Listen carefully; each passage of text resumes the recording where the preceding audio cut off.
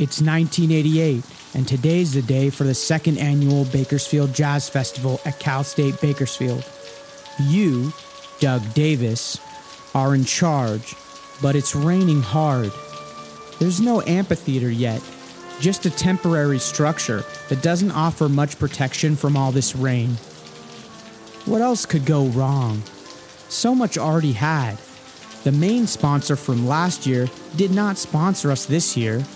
3 weeks ago, Grammy winner Larry Carlton, who was supposed to be the headliner, was shot by an intruder and had to cancel.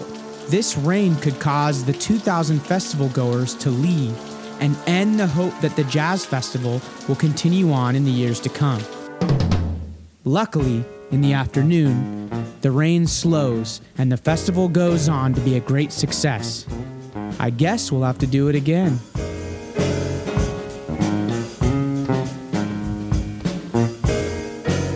You're listening to the San Joaquin Sound podcast, the podcast about music in Bakersfield and the surrounding valley. I'm your host, AJ Rodriguez. For this episode, I interviewed Doug Davis. He's an incredible professor, amazing pianist, saxophone player, and award-winning composer of classical music, jazz, and even radio jingles. He has played hundreds, if not thousands, of concerts in Bakersfield and has even played in Paris, France, and New York. Chick Corea, Benny Wallace, and Larry Coryell all recorded his compositions. He's a logistical wizard because he ran the Bakersfield Jazz Festival for 30 years. He played in many groups including Sanctuary, Jamology, Sneakers, and Dr. D's Debris. So you were born in Knoxville, Tennessee in 1948, right? And you grew up in Clinton, Tennessee, right? That's correct. Yeah, I was in Clinton, not only, from birth till I went to college, which was actually in Knoxville, Tennessee. So it was only like 20 miles away. That's great. And your parents played the piano together, right? I read that they would play Rhapsody in Blue. That's right. And I remember going to sleep. My dad would play the lower part in this piano duet, and my mother, who was really quite a well-trained pianist, would play the upper part. My dad, he would give it some accent and some bass and some bravura, and she provided all the technique you might want, and it was really quite extraordinary. That's amazing. And you lived through desegregation, right? And your parents, they dealt with that. You had some violence that happened, right? It is true. In 1956, actually, our high school was the first high school to get a court order to desegregate. Everyone in the community just got ready, and for the most part, we expected everything to run smooth, but when it actually happened, there were some outside forces that really filled the town and stirred up a lot of fear and a lot of hate. And suddenly we were exploded. By the end of the first week, there was like a town of 4,000 people, which is Clinton, was like filled up with a couple of more thousand on the street protesting against the idea of integration. And it was the first court-ordered integration, so it gained the attention of kind of a national perspective. So a lot of news stories were run about the troubles. I was 8 years old, so I had two brothers. One of them was in the high school, and my mother is an English teacher in the high school. And I do remember the night when we looked out of our house and we had a cross burning in our yard because I guess my parents were connected to trying to make this happen for the community. Yeah. It went on from there as quite a story. I mean, we had tanks rolling down our streets within that first 10 days, and the National Guard came out. Eventually, they had to close the school for a moment. My dad, when they reopened the school, walked the African American students back down to the school to come back to school.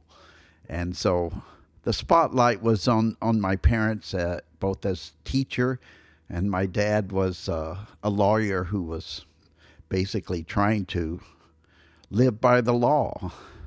Yeah, that's amazing. So back then, what type of music were you listening to growing up? Well, growing up, I as any kid, I'm listening to whatever's in the air. And my parents had a record player, and they did have a mix of musicals. So Oklahoma and South Pacific were records that were in the house. We had Ella Fitzgerald doing with Harry Belafonte, Porgy and Bess. That was quite a big album. And then we had some jazz players because my dad had a love of jazz. So he had Ahmad Jamal, who's a jazz pianist, and Earl Garner. Both of these jazz pianists were an inspiration to him, I think. He loved them. What was the first instrument that you learned to play? Well, I started piano lessons when I was about 8 or 9. And like my older brothers, somewhere around 12, I decided I didn't want to continue. And I had taken up at that time saxophone in the band, so I just continued playing saxophone throughout high school. And I was lucky enough to have a neighbor who wanted to start a band, so I ended up playing saxophone in his band throughout high school. I think that's probably more money than I've ever made as a musician, it seemed. Wow. Because we played almost every weekend, it seemed, during the school year.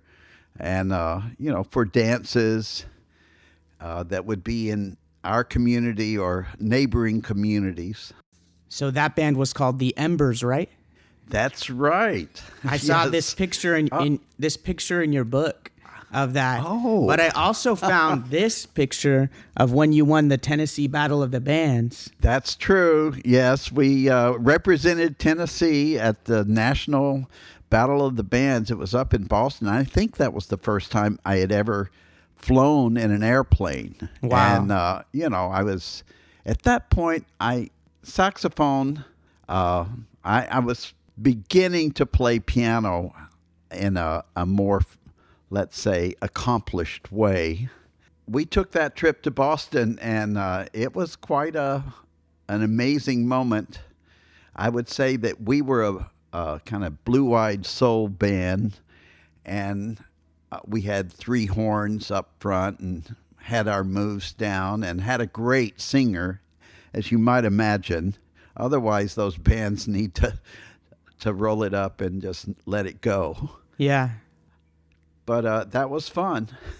AJ, you've done your research. Yeah, I did. There's a lot to find.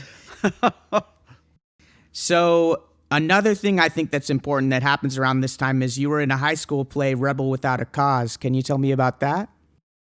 Yes, I can. People know Rebel Without a Cause as maybe the movie that James Dean sort of emerged as a big star in Hollywood. He played the rebel, as it were, and I actually was cast as the rebel in the play. So I went to my mother, who was directing the play. She was an English teacher at the high school, and I said, we need music for this. And she said, I think I agree. I think you're right. So why don't you write it? And so I wrote the music, incidental music for the scene changes in the play. And that was really the beginning of my composition. And I had fun, and I threw myself into it. And really, that started everything when I was about 16 as far as writing music. That's awesome. So after high school, you went to college at the University of Tennessee, and you said that was in Knoxville, right? Correct.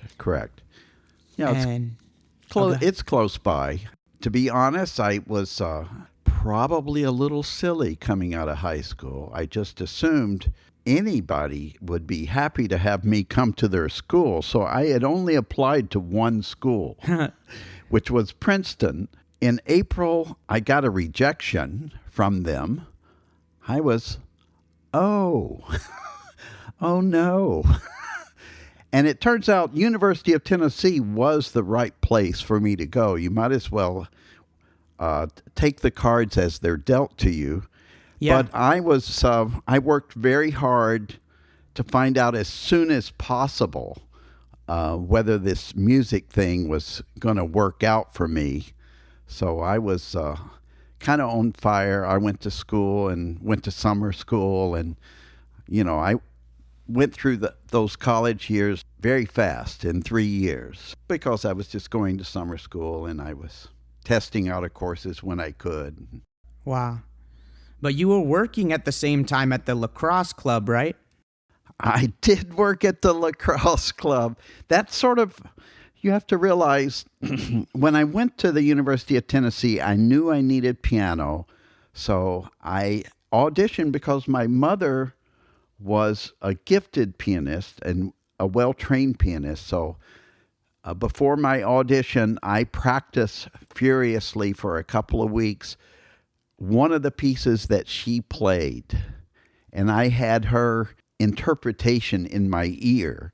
So I kind of mimicked that in my audition, and I sounded like I really could play piano.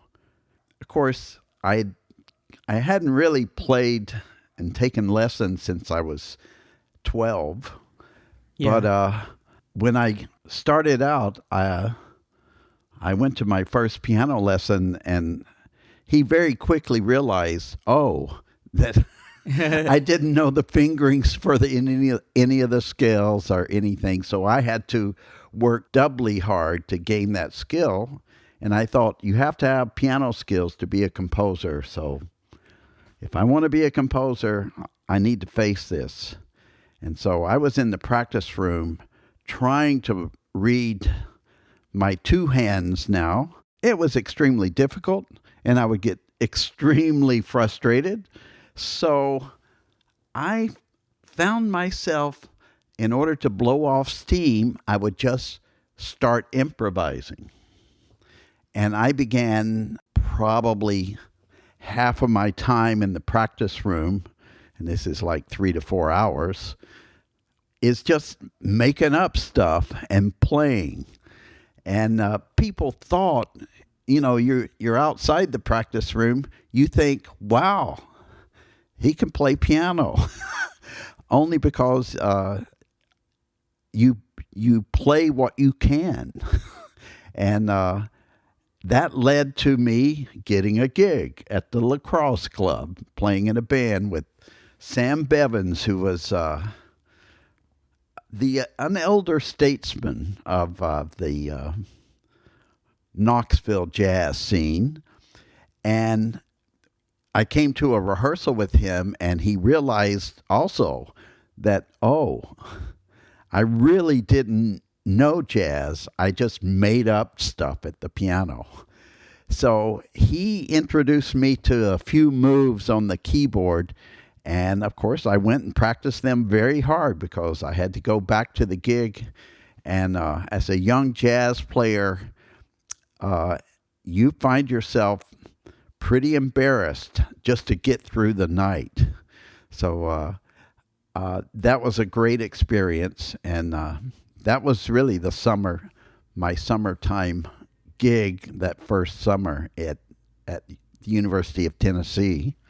So that hard work paid off, though, that you're talking about, because you went to Harvard next, right? I did. And in essence, I think I'm lucky enough to where I can do well with kind of what's being asked of me. So, making good grades or passing whatever exams and things like that.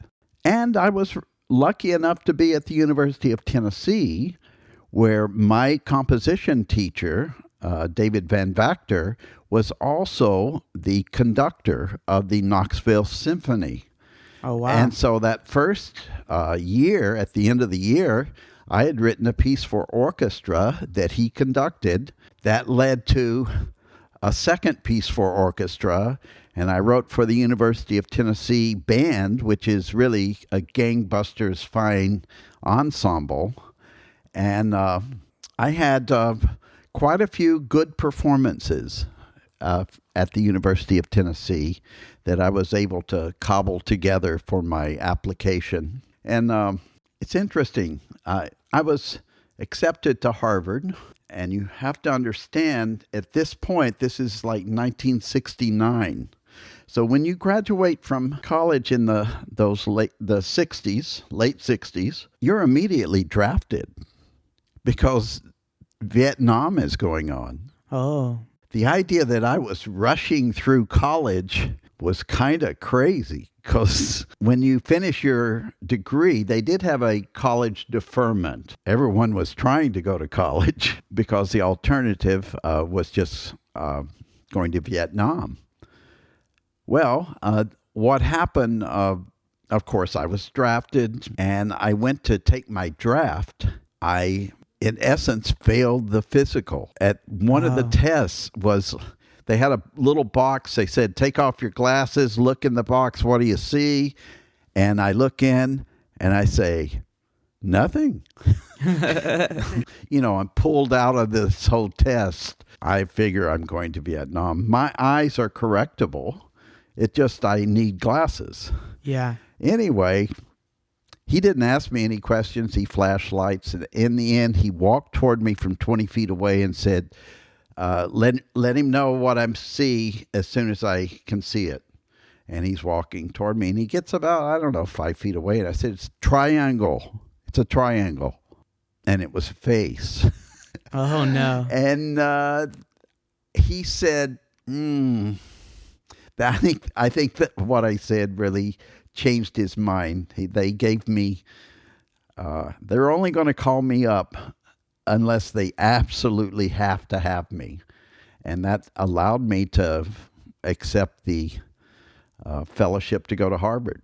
So I was pretty lucky in that regard. So how was your Harvard experience? It was wonderful, quite rich. Harvard has extraordinary people, both teaching and as students there. And so I met some people that now are maybe the most famous composers in America, like John Adams is a composer who was in my class. Wow. At Harvard. And a graduate program in music composition is a relatively new thing.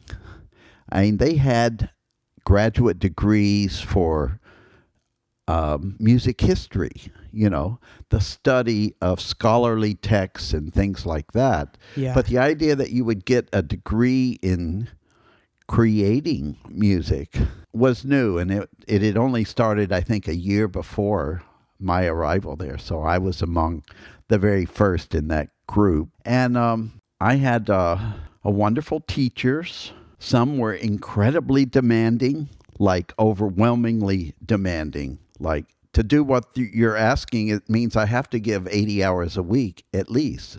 Wow.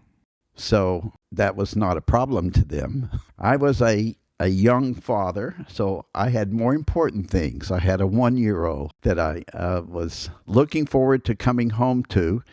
But, you pay the price, and I had my own gift at being able to handle that kind of load. But on top of that, you're trying to write music, right? Yeah. That year, I decided to write a piano piece that would kind of capitalize on, all that improvising. I'd done at the University of Tennessee, all that work, and just find out how intense a world I could create pianistically. And so I wrote this piece, and it's very hard to notate. First, it's like notation is very precise, and it's like trying to capture the flitter of wings on a flying insect. And then it's all subjective in the end, because someone has to see this incredibly precise notation and they have to make it into sound. So that's just like, oh, wow. So I was the one who would play it. And near the end of the year, we had an assessment where someone comes to assess the music program, and I had been playing with a friend of mine who was a trumpeter, and he grew up near Boston.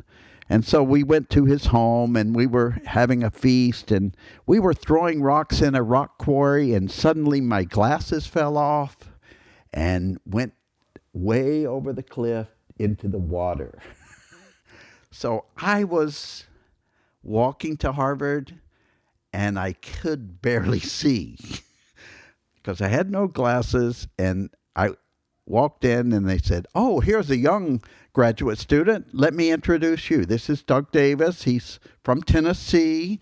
And I heard the person speaking, and it was Leonard Bernstein. And I knew Leonard Bernstein because, he had his little TV shows during the late 50s.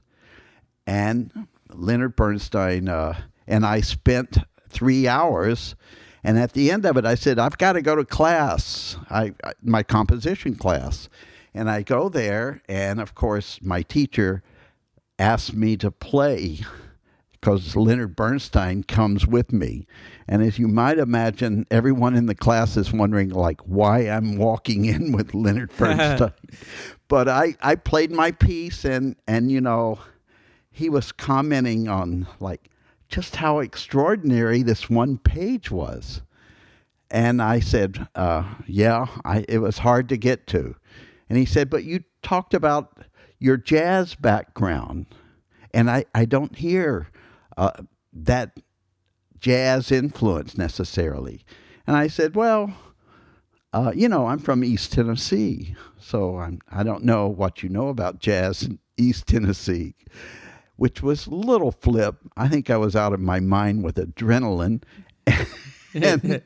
and I said, he said, no, I mean, where do you think that influence lies within this music? And I said, well, I love jazz too much to imitate it and mock it. And I realize I'm talking to Leonard Bernstein, who's got West Side Story and all these wonderful things which kind of take the jazz music into another realm. Anyway, I walked away, and he remembered. He called me back. 5 years later, I was with him in a discussion group when he came for some lectures. Oh, wow. At Harvard. So, I mean, we didn't really stay in touch, but it was an interesting connection, and of course a connection that only a Harvard might give you. Yeah. What about Earl Kim? Earl Kim, he's my heart and soul. Earl Kim taught an analysis class, musical analysis, and he really taught the class every year, every semester, as well as teaching composition.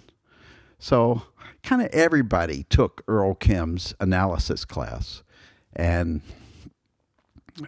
because his insights were just kind of exquisite. And he also just was willing to let you sit on not having an answer. Maybe there is no answer. And he could sit on your dis-ease, and he could also coax out of you something deeper in yourself. So yeah, he eventually becomes the composition teacher after that first year. I had Leon Kirshner as a teacher the first year, and he went to go write an opera for the next couple of years, and so I was lucky enough to have Earl Kim as my teacher. I know you went to Paris. Was that before you graduated or after? Well, I had finished up the master's program, and they have a traveling fellowship that they give to a grad student, and they gave it to me, and that's when I went to Paris. It was after I think 3 years in the graduate program, and that's I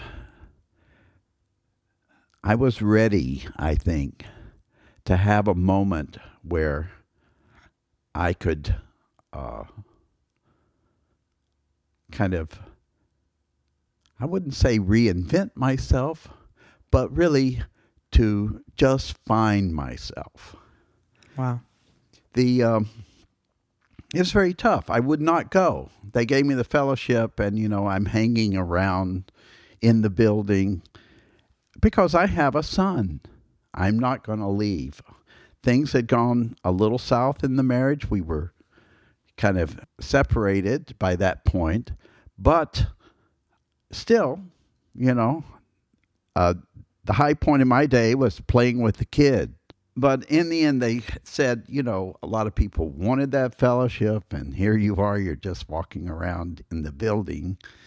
If you're not going to travel, maybe we should reconsider. Well, I will go see a friend I had in Paris, and that's what I did. And, I was kind of strangely footloose and fancy-free, as it were, and was able to meet musicians, and when I would play, things would happen.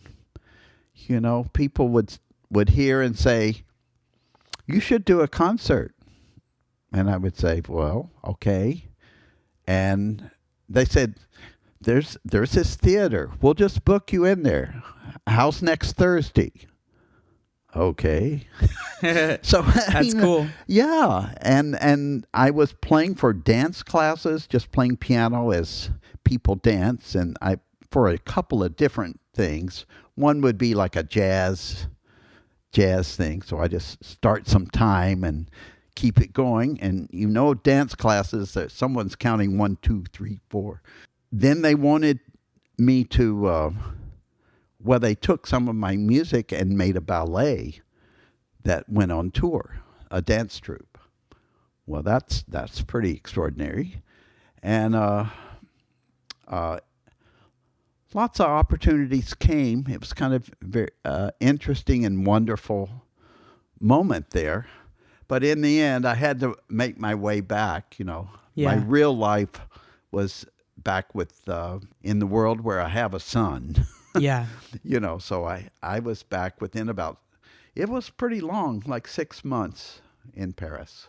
So you came back and you finished your doctorate. Right. And then you worked at some other colleges, right? I did. Once I finished the doctorate,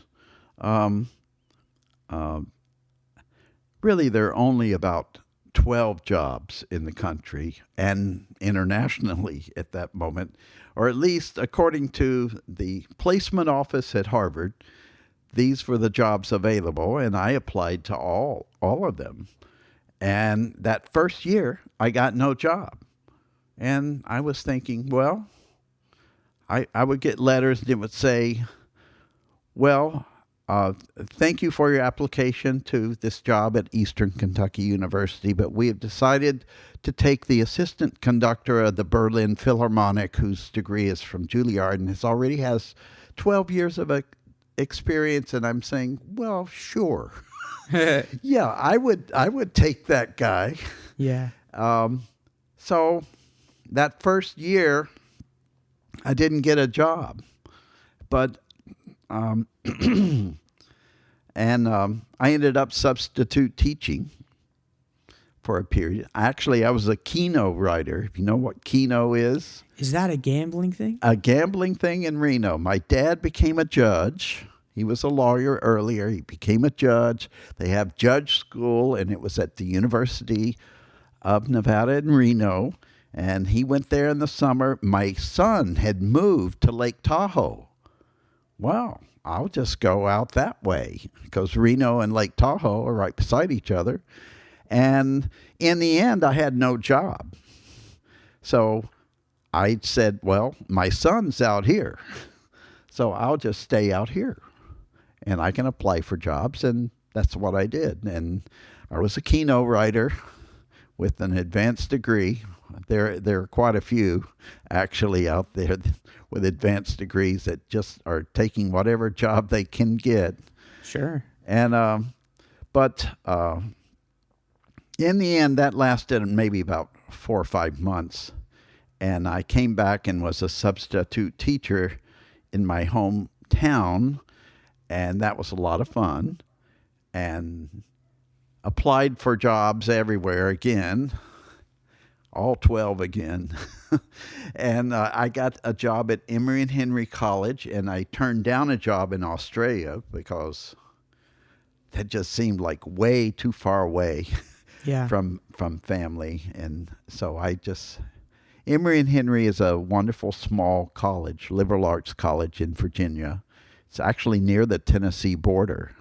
So I was happy to have a job, and I found out, I really love teaching. So I threw myself into it and have found a place for me for most of my life, I think, the teaching aspect. In the end, I made my way to Bakersfield, though. Yeah. And so you came to Bakersfield in 1982. You replaced Charles Argersinger at Cal State Bakersfield. That's correct. That's correct. The music program, well, the whole idea of Cal State Bakersfield, I think, started around 1972 or something like that. And they had, oddly enough, had as their first composition teacher, Jack Behrens, who was in my composition class at Harvard. Wow. In that very first year. So I knew Jack Behrens, and I didn't have any idea that he had been at Cal State Bakersfield at the beginnings. And when I got there, they had 3 music faculty. And I was, Charles Argersinger replaced Jack Behrens, and he instituted, the Jazz Coffee House, which we would build on. We just kept institutions going. I think Gordon Mailing sort of was the one who said to his students, "What do you mean start a jazz ensemble?" Because he was a violinist. And they said, well, we want a jazz ensemble. So he did. And that was maybe around 76 or 7. Anyway, so he had a jazz jam where they bring in a guest artist. I continued that.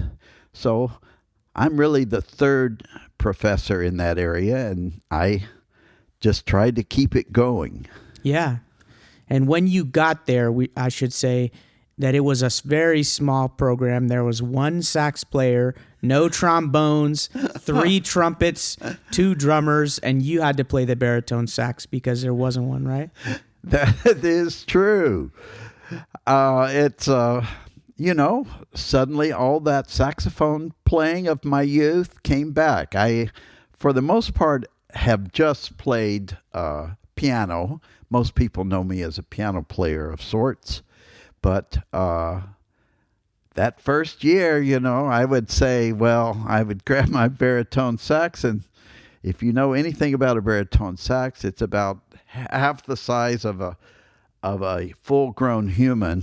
And so it's plenty to cart around, but I'd go up and announce the next tune and go back and sit down and play it with the big band.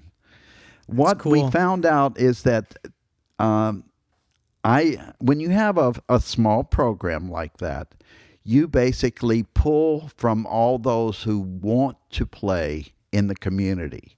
So we filled out the band, pulling in, like, I would say at least 2 to 10 every year of people who want to play. And they joined the band, and the students took advantage of that because it's very nice to play with someone who has a lot of experience and kind of understands the music even better than you would have any opportunity at an early age, having not played much of it. So the community has had a wonderful connection to the campus. The campus provided something the community wanted, and the community provided what the campus needed, Yeah. You told The Californian in November 1983. There's something funny about me reading a quote of you, but to you, but 83. Yeah, 1983, okay? Mm-hmm. Okay, so here's what you said. The status of jazz in Bakersfield is one of great potential, but it's not being tapped. There's an audience out there that would like to listen to jazz. We get converts to jazz every time we do the Jazz Coffee House. That's why it keeps growing. And the next year, there was a headline that said, "Roof blown off the coffee house," from one of those jazz coffee houses. So just starting out, you get to CSUB and you know that jazz can be bigger than it is, even though it's great that the program is going now, that you just want it to grow, right? Right. You had the jazz coffee houses going and the jazz jams that were already going, and you kept those going. I think in 1985 is really important because that's when you booked Chick Corea. Yeah, that was important. And you have to realize to get a budget, I would write a grant to our associated students. Everyone every year would write up a proposal to get some money to do something. And so our budget was pretty minimal, and I was looking for a way to have more success and have more funds to do more stuff. And Chick Corea had recorded one of my tunes with a friend of mine, and I thought he would come possibly for a solo concert. I figured I might be able to afford him a loan, and of course his agent said no, he's not interested, but he would like to bring his new band. I said, well, sure, we'd love to have them, but what would that entail? And the negotiation started, and his new band was the Chick Corea Electric Band that had Dave Weckl and John Patitucci, a drummer and a bass player, with Chick Corea on keyboards. And Chick Corea was playing a lot of synthesizers at that concert. It's an electric band. And I eventually said yes. The only way we could afford it was to have 2 shows. So we were going to have, like a first show and then clear it out 30 minutes or so and have a second show. And the most I could charge was maybe $15 a person. So this is about 500 seats, and $15, you can kind of figure it out. It's once you have to rent sound and a sound company to come in with all the monitors and everything else. Yeah. It's an expensive proposition. And of course you need to provide rooms and all of that. But the beautiful thing is that, like I said, an audience was out there, and they came, and it was a big success, both musically and financially. I mean, meaning that, okay, we've now doubled our budget and we got $2,000 to work with.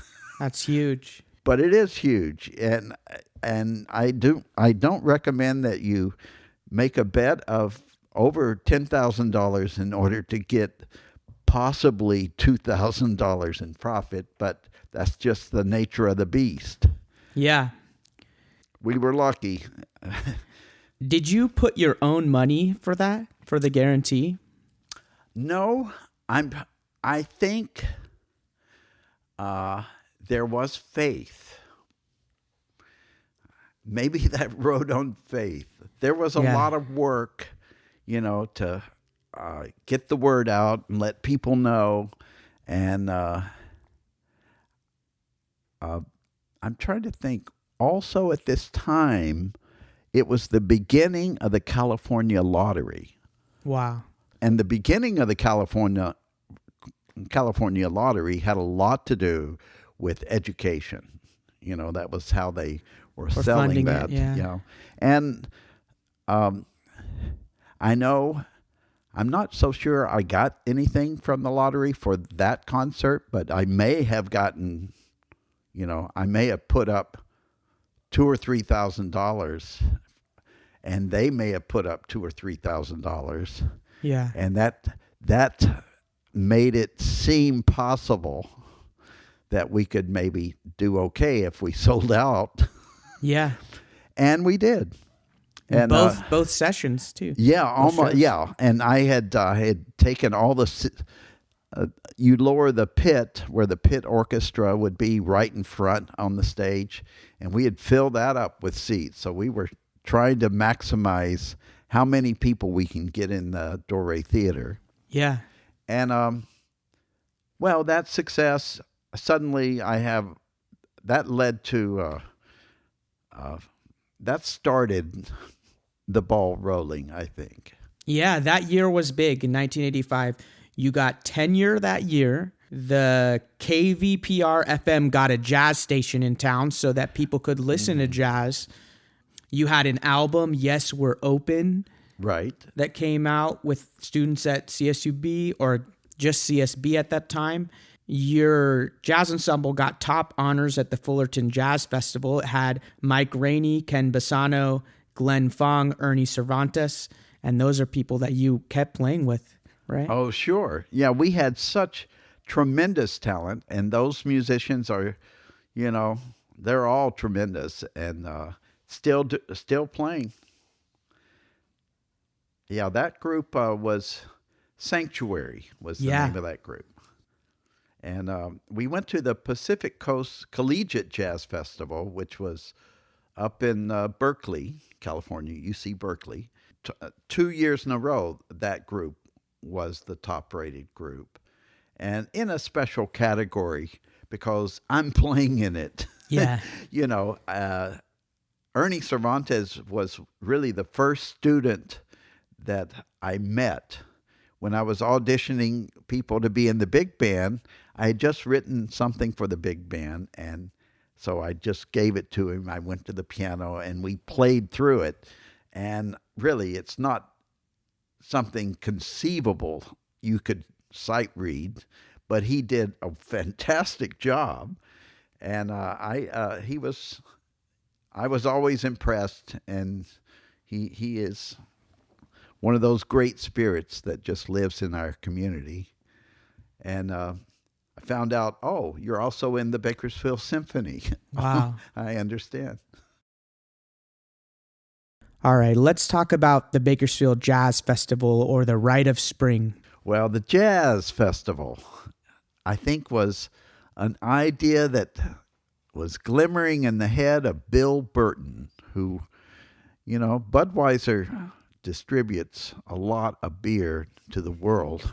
And Advanced Beverage was the company that had hired Bill Burton to come to town and be the district manager, as it were. And he had a connection to jazz. He loved jazz. And so he approached me and said, well, what if I give you $10,000 to put on a jazz festival? And I said, wow.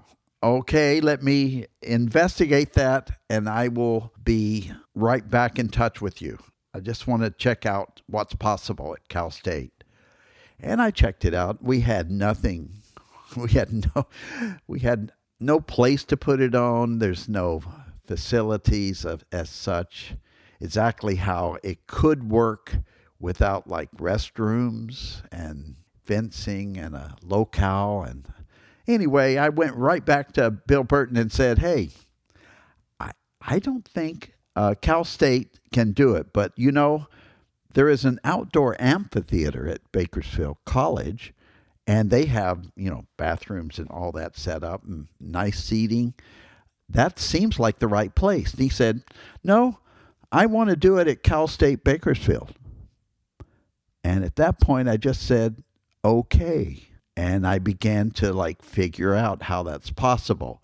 Later on, I would realize that, I don't think he could serve beer at Bakersfield College because of just the nature of it being part of the public education. It's what is it, K through 14, as it were, in California, that all community colleges are part of public education, whereas four-year colleges were a slightly different world.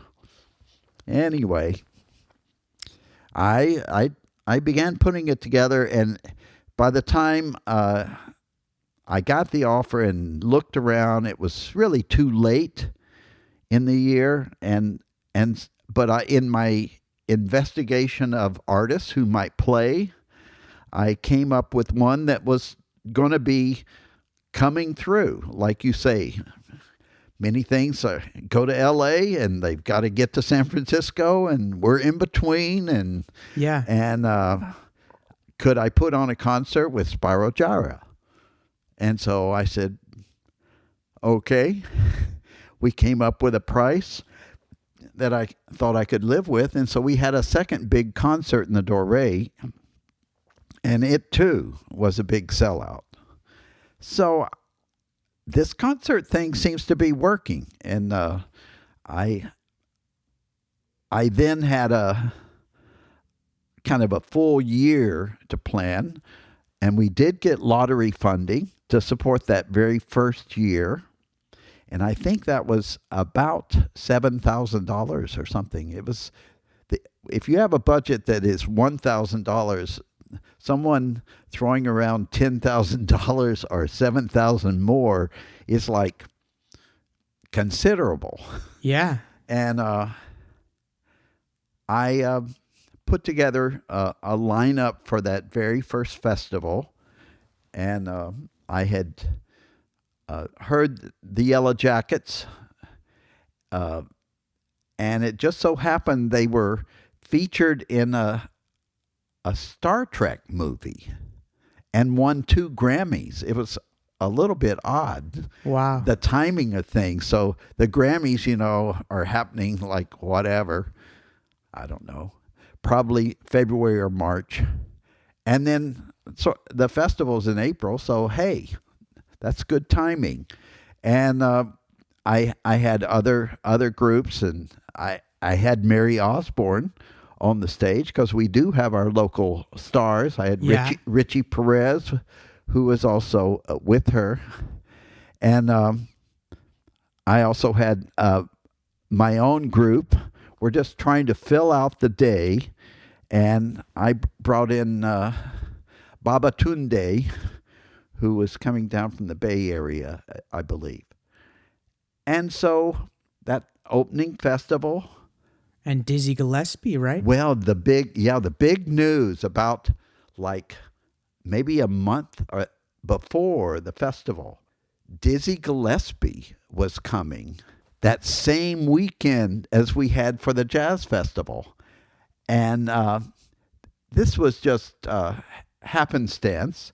But I said, I knew Chuck Woods, who was the director at BC at that time. And I said, this is fantastic that let's coordinate all our advertising, and we'll just have the jazz weekend. Wow. Right? Yeah. One day at BC and one day at Cal State. And you couldn't find a more familiar name than Dizzie Gillespie. Yeah. It's just like, In fact, there are a lot of cartoons with him blowing up his cheeks. If you've ever seen him play, he plays a trumpet and his cheeks go out beyond his head. And he's also just so gifted. And that really seemed to work out well that first year. So the second year, we were going to have the combination of BC and Cal State and have the second annual Jazz Festival. I think there was a lot going on there, as I recall. This was the year that should have been the last one because of all the problems. The headliner got shot before the festival. Larry Carlton got shot in his studio in L.A. Yeah. And he was my headliner. And then there was rain. Yeah. Just like an outdoor event with a lot of rain is a disaster. Of course, BC could take their concert indoor from the outdoor theater to their indoor theater. Yeah. And BC did, but, the damage, I think, was done just financially speaking. I replaced Larry Carlton, I believe, with the Rippingtons, which were a new band that I had heard at a festival. They were completely delightful, a more popular jazz that sometimes I would have as a closer because I like to give everyone up and dancing if possible. And we had a good sunny day, although it was, I think, raining up to about 10 o'clock. At that point, it quit raining, so the artists were calling me to wonder if this was going to be canceled because they know the weather as well. Yeah. And I said, no, I'm going to put it on. And you have to realize we had a one-day event. So we are building a venue which has a professional stage, lighting, and sound.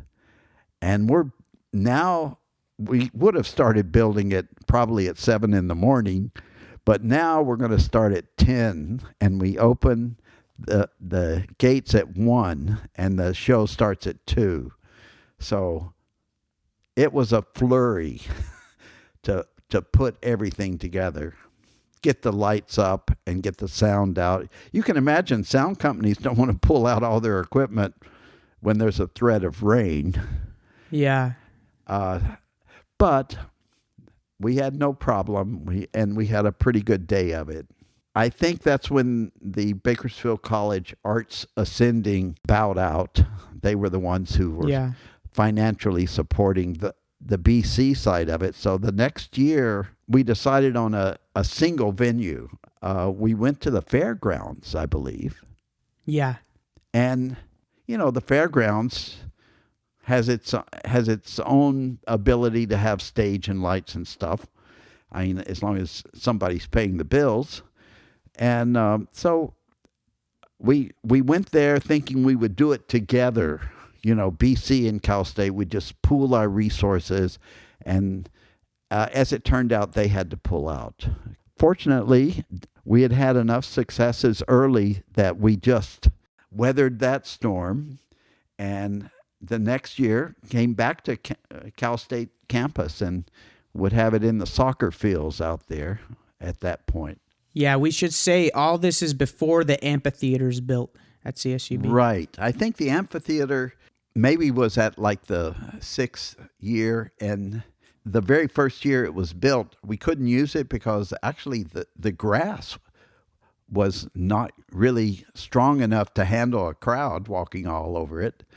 And so we once again had it just out on the soccer field, which is next door to the amphitheater out there. These days, the soccer field is, I think, has a dormitory and a parking lot, so it all changes. The amphitheater was built. They said it really isn't for concerts. It was for graduation.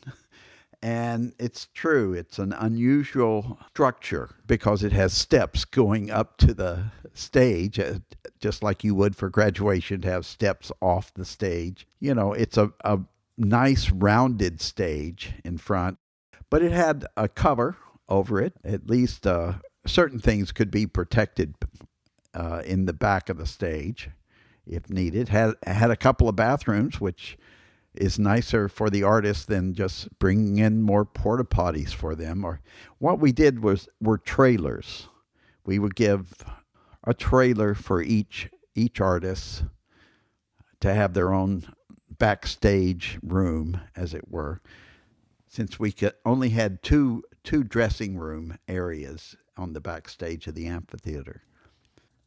We should talk real quick about some of the behind-the-scenes people that were helping you, right? We talked about Bill Burton from Advanced Beverage. Yes. What about Lori King?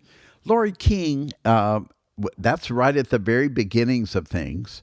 Lori King had a radio show, and so she was a DJ, and she has her psychic abilities. She's the one who foresaw that maybe there was a connection between Bill Burton and myself to pull off a jazz festival. She's also a great jazz lover and knew a couple of the artists along the way from just her youth.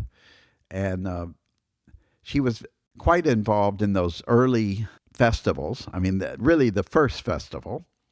And, we've had wonderful people kind of cycling through. You have to have expertise. Initially, we had Jim Darling trying to pull together advertising stuff and promotional stuff with radio and TV. Later, I have Mark Ramsey, who did graphic design. He created our posters for most of the years, actually, starting around the fourth or fifth year forward.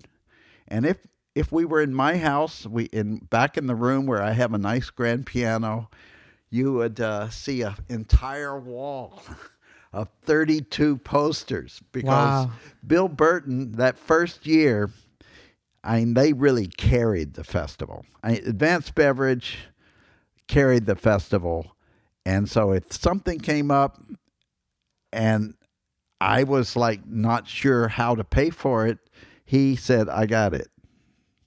Well, that's nice.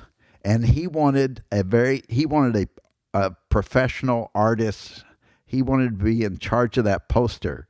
So I think we actually paid not a lot of money, but $700, which was certainly not money that most of the local musicians weren't getting paid anywhere close. The whole band wasn't even getting paid $700.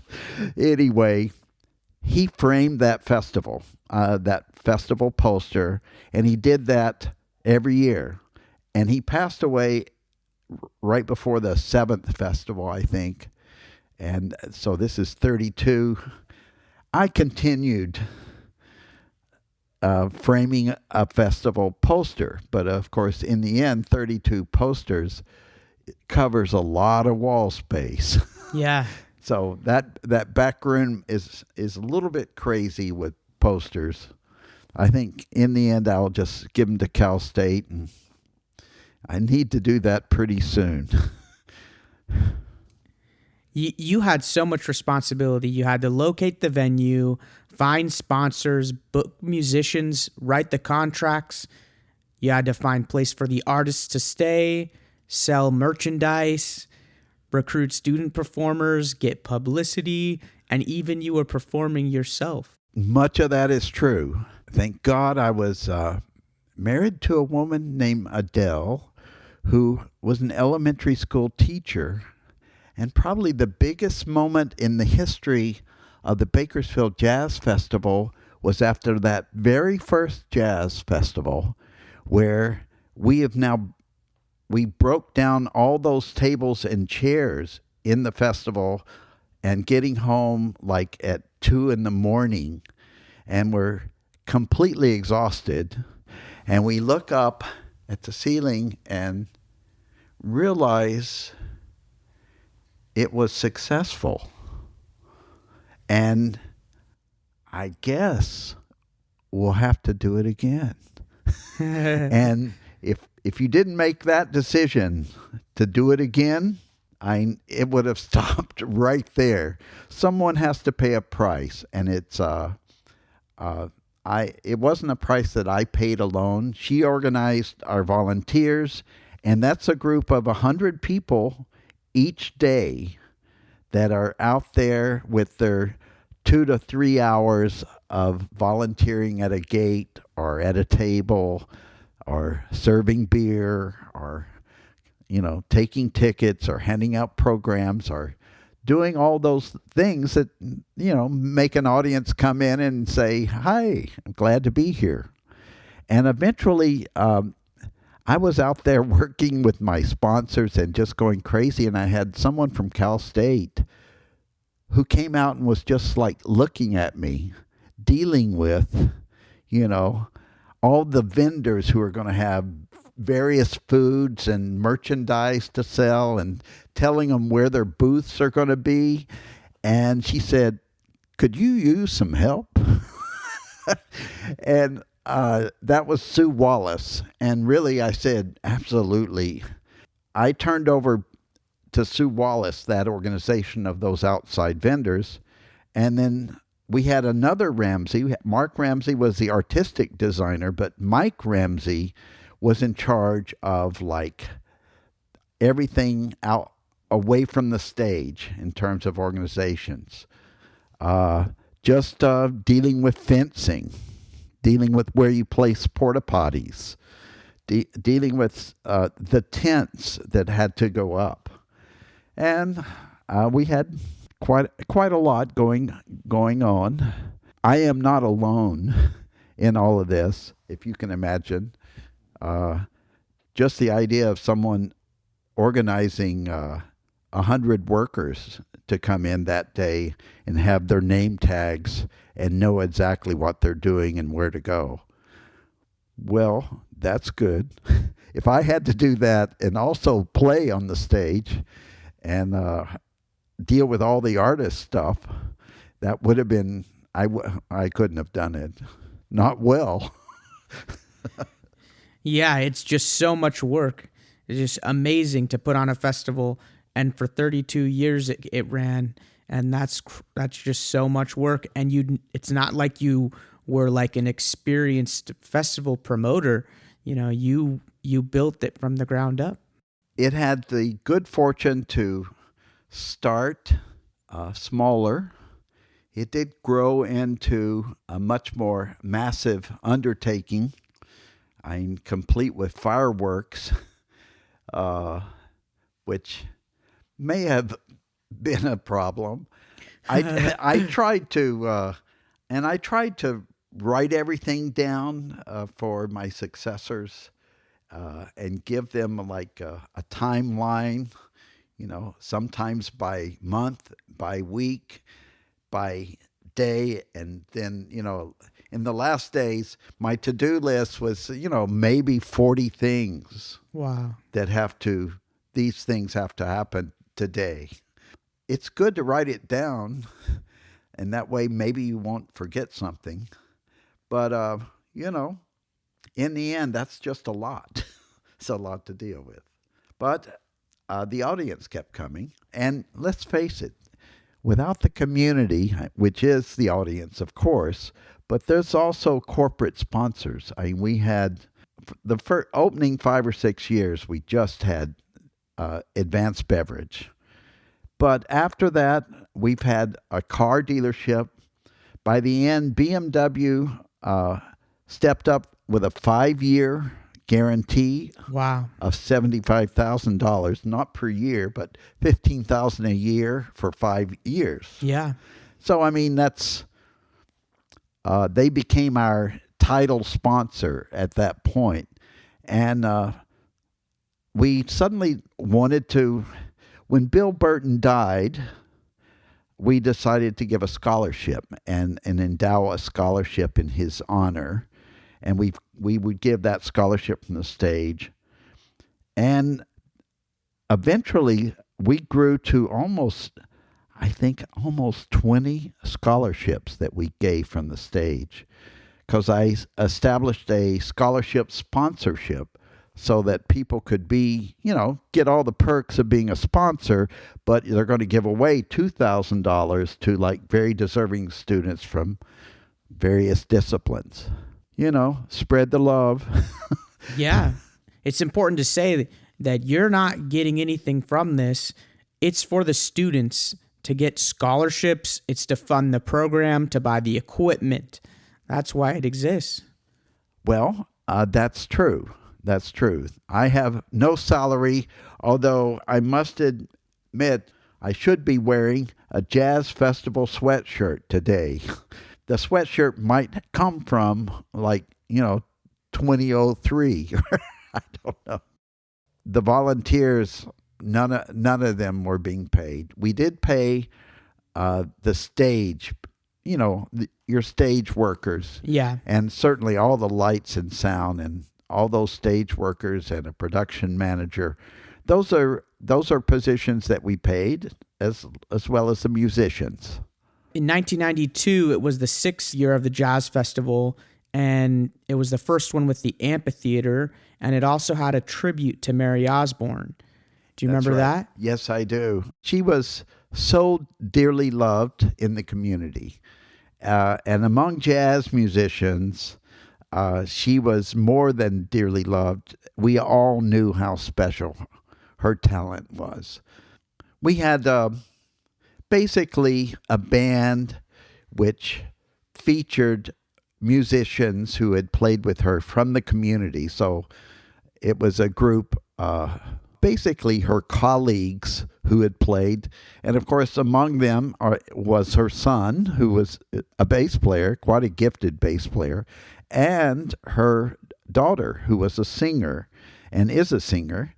And so they were part of the group, as well as Rusty Richards, who was a piano player in town. We had some iconic people, very gifted people in the community. That was just a moment for us to recognize that we had a special one among us. Yes, Bill Burton, of course, had his memorial with the Jazz Festival. There is a Mary Osborne scholarship from the festival. And we also had a photographer who was kind of an iconic character at the beginning of he was into jazz photography, and therefore he wanted to do the Jazz Festival. And he would come with all his photographic gear, which is considerable, and he would just sit beside the stage and move around on occasion. And so that's Bernie Mather. And Bernie took concerts in the Doré of many of my artists that I had there. The Doré Theater is kind of a separate world from the festival. But we did a kind of celebration for Bernie Mather, and we showed on the screen his photography from the, 10 years of the festival. And while I had a big band playing with Pete Chrislieb, who is new Bernie Mather. It's a great tenor saxophonist who was in the Tonight Show band with Johnny Carson. He was the one always playing the sax solos in L.A. on many, many albums. And he was a good friend because he had those racers that are trying to go as fast as they can in a straight line. What do they call those things? Drag racers. Drag racer. And Bernie Mather, in addition to be a photographer, announced at all the drag races in Bakersfield. He was their announcer. Cool. I should have had him as the announcer of the Jazz Festival. That would have been fun, but he had two jobs to do then. But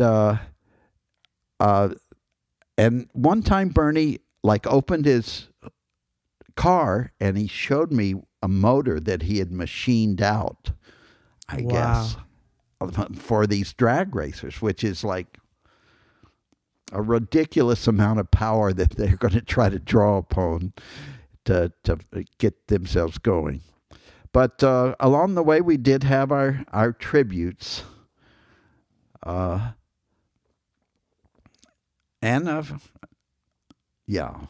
A tribute to Adele, too. That's that's who I was thinking of. Yeah. Yeah. So my wife passed away in 2015. So that's not quite at the 30-year mark. I guess it's the 29th or so Jazz Festival. Anyway, that particular program was a very tough blow. And you can imagine if someone is organizing these 200 workers, she was happy to make a lot of phone calls and kibitz with everyone. That was kind of, and we were lucky enough to kind of have Robin Kearley, Paul Kearley's wife, say, well, I'll step up and get that organized for you. And she had her own particular method, and it seemed to work out just fine. She would give 10 different areas a leader, and that leader would do the job to get all the workers needed. That's cool. Yeah, I treated them to a nice meal after it. I pulled them all together. Yeah, because that was a lot to do. Yeah. Are there any other moments from the festival throughout the years that you wanted to talk about? Well, every festival is fantastic in its own right. They all have their memories. I know that I basically changed myself somewhere around the 15th festival, in that I was loading up 2 congas and a bongo on what are these heavy-duty stands. So that's like 5 drums or 4 drums. Anyway, the stand's probably is almost as heavy as a drum. And putting it into my truck to get it over to the festival, I didn't quite get it far enough in because they were all hooked together, and I had to get it over to the stage. So I made another little move and threw out my back. Oh, no. And that particular festival, we were going on stage first. I was playing in the band that was going on stage, and they were going to play like 6 or 7 new pieces of mine. And it was Bernie Mather, my photographer, who had back trouble himself, and he was giving me what we know as Soma, which is a muscle relaxant. And so I somehow made my way through, and I did get our festival doctor that we would have to tell me, don't take any more of those. And but the next day I couldn't get out of bed, and my son, to show you how useless I was, he took over the duties of being me and didn't do really anything but let everyone do their jobs, because we have a crew. And everyone stayed on track. Everyone knew what they're supposed to do. Yeah. What about any performances that you remember? I know I saw this one clip on your YouTube of you and Paul Perez playing in the rain. And everyone else is getting rained on, but you two are just barely under this thing that's covering the piano. Yes. That was at the 30th festival. And that is a crazy moment. We had a couple of moments like that, but you will look at it and there are sheets of water falling off the tent. And I'm playing on an acoustic grand piano, which is underneath. I hope that piano survived that day.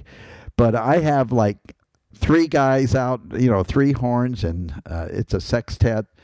And that was quite an interesting performance. I remember I had another artist who was coming up to make sure the guitar amps were okay, because he was coming on after us, and that's Mike Stern. And I noticed for a long time he just sort of stood beside me, watching me play the piano, which was fun, kind of unnerving a little, but fun.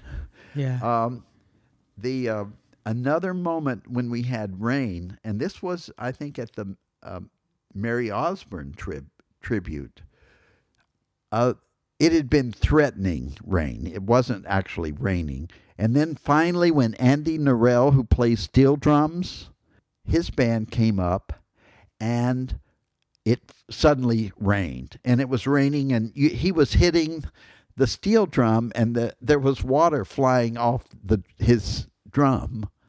And you know, it has little cups for different pitches all over. Yeah. And he has to stop. And so we stopped the festival. And we have like bunches of Visqueen. We're covering speakers and everything's getting covered up and you would expect, of course, the sound people want to leave. The audience just hunkered down. It was very strange. So we had like all these people just like covering up. And after about 10 minutes, and nobody's making any moves to leave, Andy Norell came up and he said, well, if you're not going to leave, I'll play if you'll dance.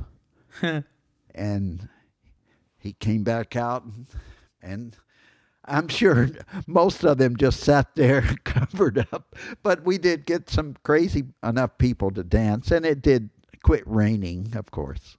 That's great. That was just one of those curious moments. I always avoided big band because I'd been to festivals and heard how bad the sound was. A big band is like 18 pieces, right? Yeah. It's a lot of instruments. And, you can understand outdoor, it could be crazy. But I think it was maybe the 25th festival, we had the Gordon Goodwin Big Fat Band, very famous band that of LA players. And they bring their own sound man. They bring everything. And I was stunned at how perfect the sound was. I mean, it sounded like, you had headphones on. Wow. And it was like you heard everything, Yeah. And I thought, wow. I know how difficult that is, just to get the sound right with 4 people. Well, you have a drum set and an acoustic piano, which is kind of not so easy to deal with. Yeah. With microphones. So there were lots of moments in the festival. Yeah. One cool thing that I thought about the festival is, like we talked about before, it's about the students, and you always have people from the college and then later people from the high school honor band. We're playing at the festival, getting time with all the professional jazz players. That's huge. Well, it is huge. And of course, if you're a young musician, you remember those moments without question. The Honor Jazz Band was originally the conception of Mike Bone, who was the one who was part of the group who said, hey, in like 76, we ought to have a big band. And Mike Bone was the West High band director, and he's the one who organized that honor group. He had stepped away and become an administrator, I think, and Rob Martins who is now at Ridgeview, became the primary director and was joined by other people who became music teachers, Tony Aguilar, and these days we have Amanda Sproul, who is Chris Tyner's sister, and she's working with them. And the festival is definitely on a hiatus, maybe forever, but the Honor Jazz Band continues on, and it's still every year gets itself together, and it's great for those young musicians to suddenly play with.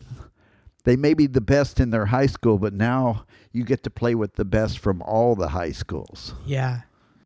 Yeah, I think it's so amazing everything that you and the people that you work with have done to build the jazz festival, to build a sense of community of jazz and teach people how cool jazz can be. It's really awesome.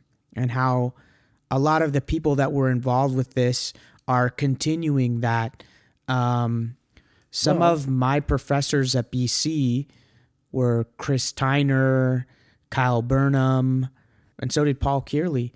And they worked with you. Yeah, these are our all-stars, no doubt. And Chris Tyner is such a gifted musician, and so is Kyle. Kyle just sent me a little, a text with a new jazz tune and that he's created. And it makes me think, Kyle, that's so good. Maybe I need to, get my act together, write another tune or two. Yeah. And I have never met you until today, but I've heard of you from these other professors. Have heard like a thing or two just here and there, but it's always been very clear how much respect they have for you and how much of a important person they were, kind of like how you talked about Earl Kim being important. All these professors and people have you as their professor that meant so much to them. I remember I asked Chris Tyner, I said, hey, I would think it'd be awesome to interview Doug Davis for the podcast. Do you have his number? And he said that he still basically remembered your home phone number, that you had given him your home phone number. And I thought how making this podcast, I had this idea, and I had Kyle Burnham's phone number, and I texted him. I said, hey, and this is 5+ years after I've even been at BC, and I just said, hey, I had this idea for a podcast. What do you think? And you just said, do it. You'd be perfect for that. And fantastic. Yeah. So your teaching style has rubbed off and it's helping people still. Well, it's always good to give someone the green light to go for it. Very special. I even read a story in the newspaper that a student was ready to give up on her final exam, and you stayed for 6 hours till she would finish it. She would pass. That you just constantly are going beyond to be a good professor to help people learn. I think that's awesome. Well, thank you so much. Yeah, that touches. We've talked a lot about the stuff you've done for jazz, but what about a lot of the stuff that you've composed? You've composed a lot of stuff like Aloud and the Dream songs. You've composed songs that were recorded by Chick Corea, Benny Wallace, and Larry Coryell. What's your songwriting process? Well, that is shifting gears. And to a certain extent, when I start to create, it can be in many guises. Sometimes it's turning on the shower and just hollering. It can also be kind of abstract when I may have some move at the piano that I think catches my attention and I like it. And I will take a moment then just to look at the notes I have in that.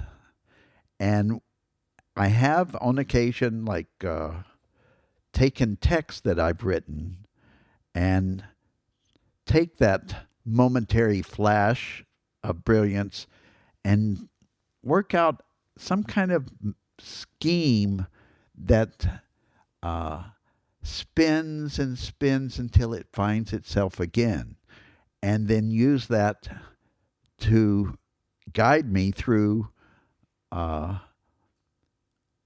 setting of those words. And sometimes it's just like a bass line, or sometimes it's just like a rhythmic groove.